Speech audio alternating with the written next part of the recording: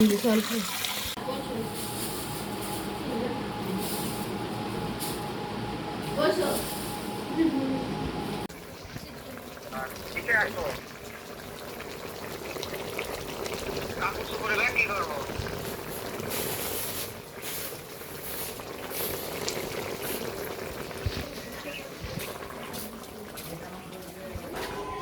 আদা, জিরি, তেজপাতা, গরম মশলা, কাঁচামরিচ, পেঁয়াজ, রসুন,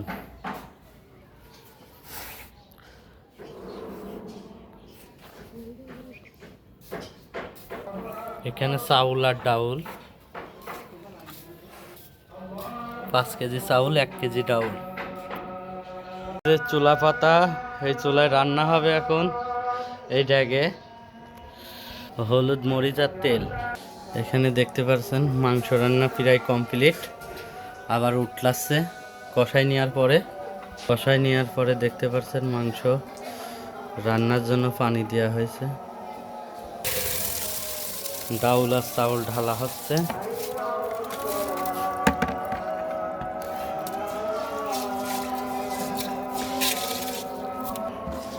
চাউল, মাংসটা আলাদা রান্না হচ্ছে। মাংসটা আলাদা রান্না করি, তারপরে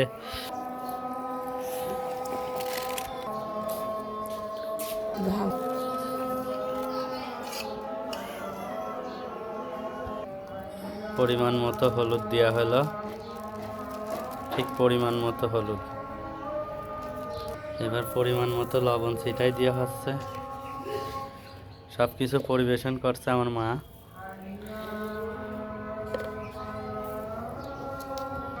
এবার পরিমাণ মতো তেল দেওয়া হচ্ছে। তেল দেওয়ার পরে তারপর আমার মা সব মাখাবে, তাই না মা?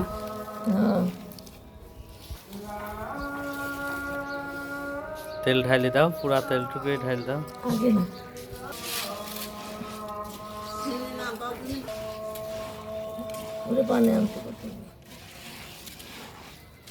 এবার ভালো করে মাখিয়ে নিয়ে তারপর পানি দিয়ে জালটা ধরাই দেবো, তাই না মা? হবার সময় গোশ দিতে হবে, তাই না মা? গোশ আলাদা রান্না হচ্ছে, গোশ রান্না হচ্ছে।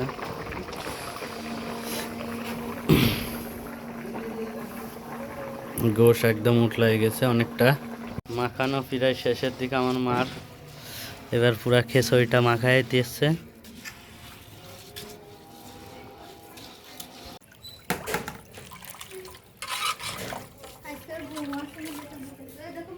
ওই বালতি একটু পানি দিয়ে চালটা দুই নামাতে।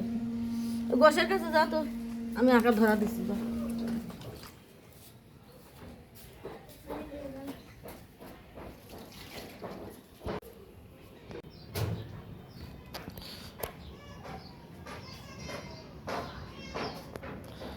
আখা জ্বালানো হচ্ছে, আখা সুন্দরভাবে জ্বালিয়ে দেওয়া হয়েছে। কিন্তু ক্যামেরা ধরলাম, মা আসছে না, আর বলে মা চলে আসে।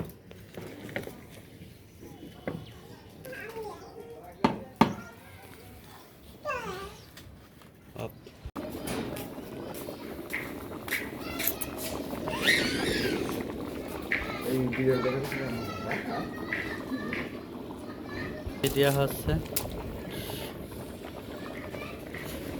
গোশ।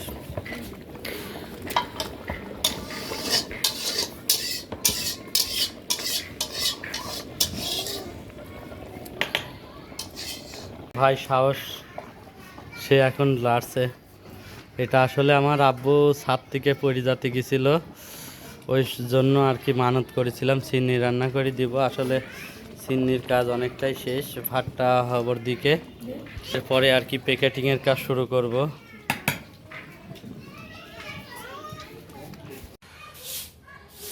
কমপ্লিট ভাত, চিনি ভাত কমপ্লিট। এবার চিনির জন্য প্যাকেটিং।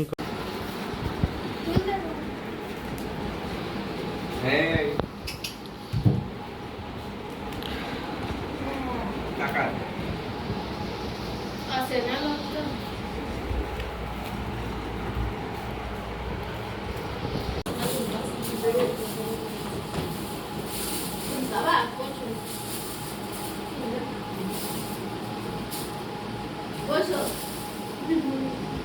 হয়, শরীর